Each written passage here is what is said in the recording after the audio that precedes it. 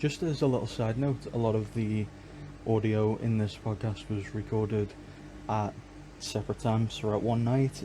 I didn't have a lot of time in one space to be able to do it, so a lot of the audio is going to sound different. Right now I have my fan on because it's super hot, so some of the audio quality is going to be different throughout, but I'll try and make that better if anyone gives a shit. I don't give a shit. I'm not turning my fan off, it's too hot. Enjoy!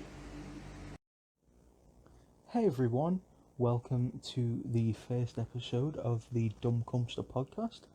I want to thank all of you for coming to listen. I'm your host, Etika. That's right, it's me. I'm alive. I'm back from the dead, guys. I've missed you all so much. You know what was Etika's real name? Wasn't it? Was it Desmond Amofa? I think it was. More like Desmond. I'ma fucking kill myself, right? So there's one of many goddamn next level jokes you're going to hear from me throughout the entirety of this conversation I'm having with myself. So, like I've already said, welcome to the Dumb Cumpsters podcast. You may be thinking, why is that little dweeb motherfucker doing a podcast, sitting there talking to himself? Well, to be fair, it is the thing I usually do. Might as well share it with other people, see what they think. And also because Scary Internet Canada Stuntman pressured me into it, so thanks for that. That's great. So you're probably going to want to get to know me a little bit, because I guarantee you 95% of the three of you that are watching have no idea about anything about me. So, what do I do with my time, other than send funny internet man money to hurt himself? I like to. I was playing some of the Spyro Reignited trilogy earlier, and it's like you do something in that game, or I do something in that game rather, and I finish it, and I'm like, wow, I'm really proud of myself. I did fucking great in that. Wow. And then your YouTube recommendations are like, hey, here's someone doing that exact same thing you did in a quarter of the time and 80 times better, and it just lowers your self-esteem to like Carly levels. You're like, I might as well be sat here at rock bottom with 6 dicks in my ass, because God knows that's what she does every Wednesday night and Thursday and Friday and Saturday. Jesus Christ. You may not know this about me, but I am also a major drug addict. That's right, I'm high on life and my dad's ashes. Snort that shit every day. You mix it up with a little bit of diesel, get a little syringe, stick it up into your arm. It's great. I'm running out now. Might have to look on Craigslist, see if anyone else has their dads available to be bought. What's the going rate on people's ashes? Is that a thing that people sell? They sell body parts on like the black market and stuff. Surely you can buy someone's ashes. I heard about that. I heard about the story where one time, oh Jesus Christ, that was loud.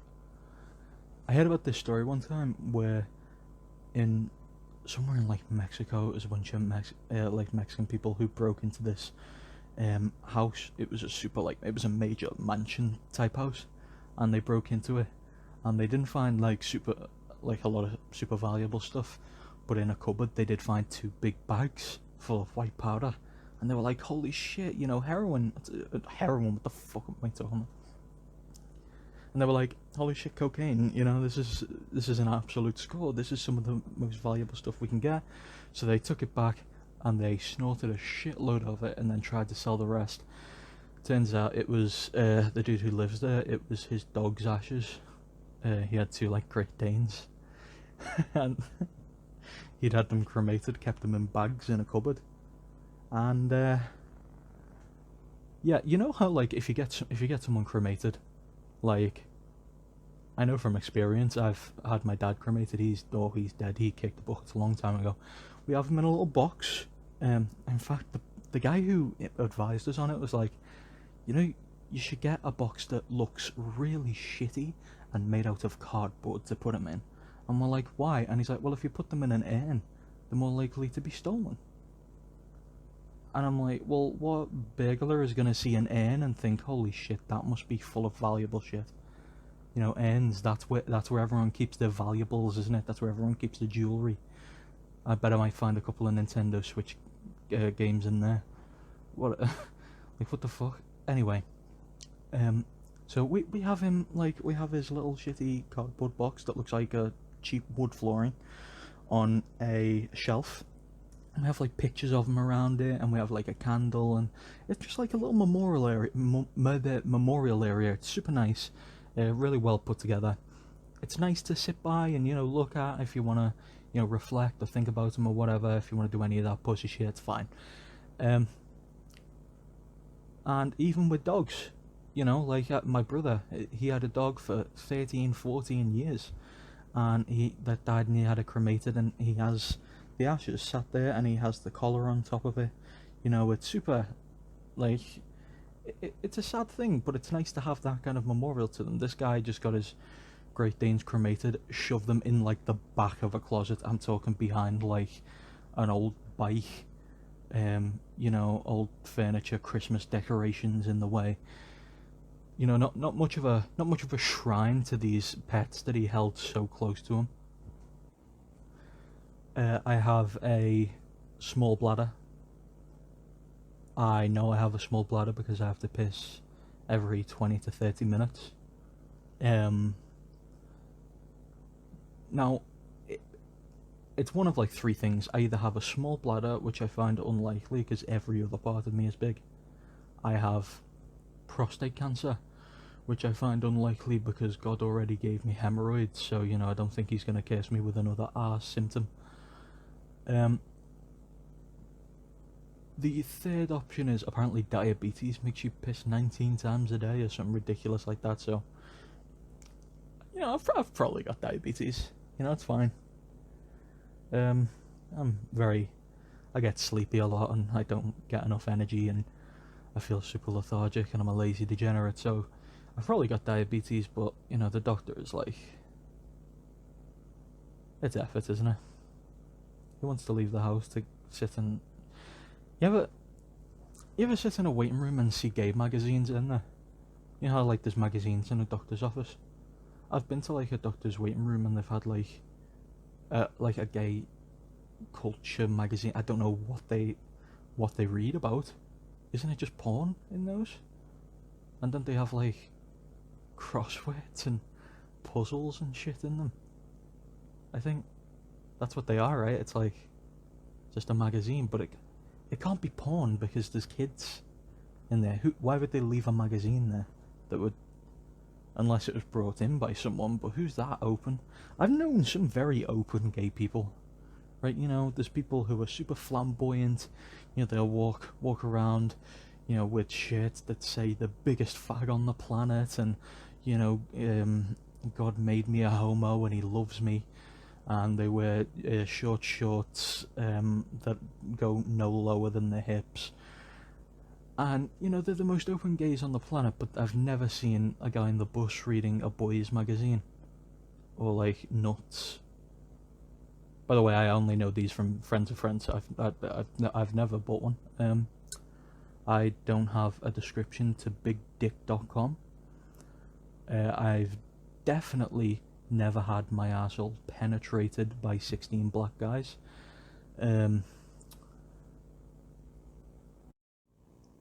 Is it wrong that I have definitely ejaculated in the same room that my dad died? Both before and after, and during. Not during, but like, maybe before? I don't know. Probably not before, actually. Definitely after, 100%. Not just once. Like, several times. In fact, I think I've done it in the exact spot that he was lying when he died. Like, not the exact... he was lying on a couch when he died. But we don't have that anymore. But I've been on a chair that was in the exact same spot where his head was when he passed on. When he decided that, this earth was too much, fam, and he ascended to the wonderful kingdom of heaven. Yeah, I've shot ropes right there, in the place he died, thinking about him dying. looking at his ashes. They're in the same room. You see, there's a lot of reasons. Like, I'm an atheist, so I don't believe in an afterlife. I don't believe in a god. I don't believe in a heaven. Not even just because I don't think it's logical, but because I don't want to believe in it. Because I don't want to. I don't want to be in a conscious state forever. You know, constantly thinking. I hate thinking. I hate living. I don't want to live forever. I don't want that to be a thing that happens. So like, hence I don't believe in it. But if it is real and my dad's, you know, up there somewhere, he's watching me do that, and he's not going to be happy with me. He's really not. I've made a lot of jokes about showering with my mother. I've said to her, why don't we save water, you just shower and I'll lie underneath you between your legs. He probably wouldn't be happy with that. So if there is an afterlife, he's probably going to avoid me. Well, he won't avoid me, I'll avoid him. I'll definitely avoid him. Jesus Christ, that would be the most awkward, encounter. He's been dead half of my life. So the entirety of puberty, he's been gone. So the things he will have witnessed, Jesus Christ.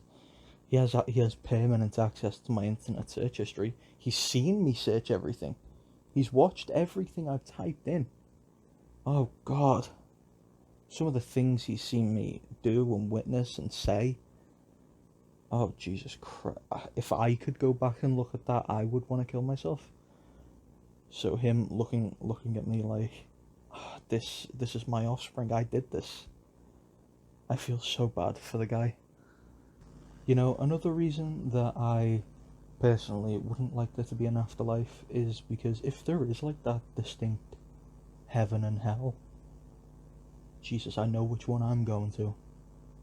I'm absolutely going straight to hell. No need for limbo for me.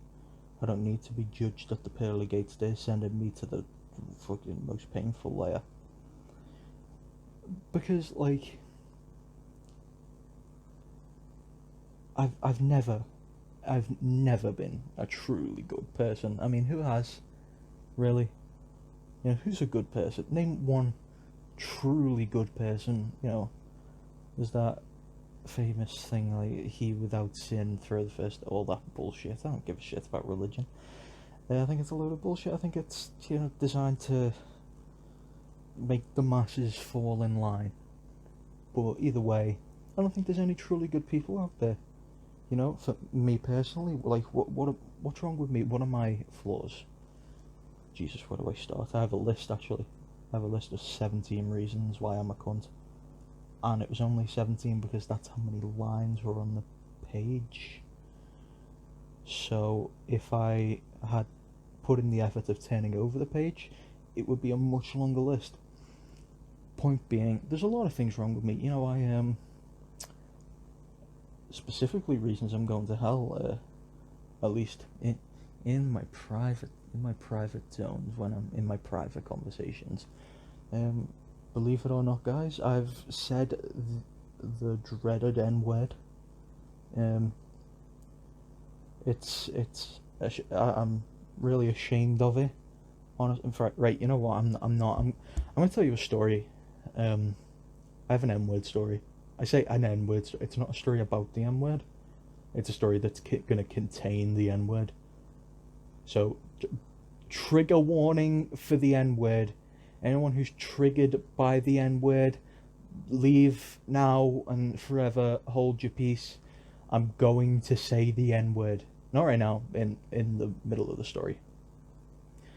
And also it's fine, because to quote, you're allowed to say it if you're quoting someone else, right? Like in a song, or if you're reading it from a book. It's totally fine if you do that, right? John Steinbeck wrote it in his book, that doesn't make him a racist. Anyway, point being, I have a story about my dear old mother, and this also ties in some other reasons why I'm a terrible person. I was talking to my sister-in-law at the time. She's not anymore, she's a cunt, we all hate her. But the point, anyway, back on track. I was talking to her at the time, and she was pregnant with my nephew. and I'm talking to her. I'm saying the pregnancy wasn't planned, so I'm talking to her saying, you know, if you really don't want to go ahead with this pregnancy, I can absolutely, just whip up a little bleach cocktail. I can, it won't cost me much for me to arrange it for you to fall down the stairs, and just awful, terrible, inducing miscarriage humour like that about my own relative, about someone who now exists and I absolutely love to pieces. I made jokes about causing him to be miscarried.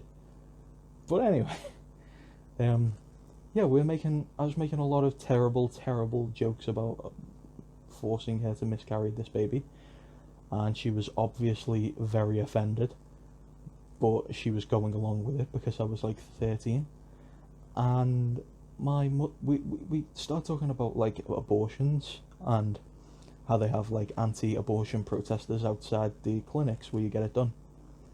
And my mother's like been sat there throughout this entire conversation. I'm British. I'm calling her my mum. Okay, I'm not gonna say mom or ma or whatever other people say. I'm calling her my mum, right? My mum's sat there throughout this entire conversation, and she's kept her mouth shut. She hasn't been, she hasn't been joining in on the conversation at all. She's just been staying quiet. And then as soon as we talk about these protesters outside the abortion clinic, she's like, "Oh yeah, they were there protesting when I had my abortion." So we both just fall completely silent, and we're looking at them. We're like, "I'm sorry, what? What was that?" And she's like, "I said they were there when I had my abortion." I'm like, "No, you're focusing on the wrong aspect of it. It's like the fact that you had an abortion is what's shocking to us, believe it or not. The fact that I could have had a sibling that doesn't exist. By the way, I'm not anti-abortion. Obviously, I've just made jokes about giving my sister-in-law a bleach cocktail, but I'm not anti-abortion. But it just shocked me to the fact that my mother has had an abortion and I never knew about it. So I'm like, "What do you mean?" And she said, "Well, I had an abortion one time." So I said, "Well, you never mentioned that ever. You've never said that to me. Why didn't you tell me about that?" And her reply, fair enough, she did say, "Well, what do you want me to do, Brian?" Say, "Oh, by the way, love, I had an abortion." Which, solid argument. But I was still a little bit shook, so I was like, "Well, why did you have it? Was it like unplanned? Why did you have the abortion?" And she leant into me as though we were in a public space. We were in her bedroom. She leant in and looked in both directions and then whispered to me, "It could have been a nigger, couldn't it?" And I'm like, I don't know, mother, could it? You tell me? Could I be friends? Or could I have a little caramel-coloured brother or sister? Is there a little dead baby fetus soul up in the ether that's looking down on me? Let's be honest, it's a black baby. It went to hell. Jeez, another reason I am going to hell if it exists. But yeah, that completely shook me. Plus, I don't think I'd ever heard my mum say the N-word before, so it was just like completely out of left field. So, I'm gonna call this a podcast. I've never really done one before. I know it's short, but no point investing like 2 hours of my time into making a big, long conversation that I'm gonna edit the shit out of, cut down, and then nobody's gonna listen to, and nobody's gonna like, and it's a bunch of shit, and I'm never gonna do it again. Which is what this is. So I'm gonna wrap this up. This has been episode 1, the first and almost definitely final, to be honest, episode of the Dumb Cumpster podcast. It's been pretty goddamn dope. It's nice to talk and keep my dog awake at 3 a.m. because I have insomnia. Jesus Christ, you can just tell how awful and depressing my life is. Anyway, Thanks for all 3 or 4 of you who listened. It means absolutely nothing to me. I don't care. Please leave. Never listen to me again. I don't like any of you. I don't want any of you to come back. Absolutely do not subscribe or hit that like button. Definitely don't turn on those notifications, because Jesus Christ, what do you think? I want people coming straight to my latest videos whenever I make one? God damn, no, I'm not that pathetic. Don't do that. It would offend me if you did that. Anyway, thanks for hanging around if you did. I will see you guys next week, I guess. Bye, pals.